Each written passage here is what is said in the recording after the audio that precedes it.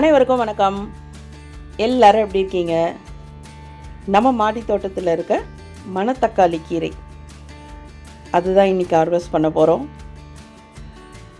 So மாடி தோட்டத்தில் கீரைகளை ஈஸியாக வளர்த்துற முடியும். ஆனால் நம்ம இந்த ஆடிப்பட்டம் தைப்பட்டம் 2 பட்டம் சொல்கிறோம். ஒரு பட்டத்தில் நல்லா விளைஞ்சதுன்னா அடுத்த பட்டத்தில் அந்தளவுக்கு ஹீல்டு இருக்க மாட்டேங்குது, குறைச்சலாக தான் இருக்குது. அதனால் போன டைம் நமக்கு சரியான வளர்ச்சியே இல்லை.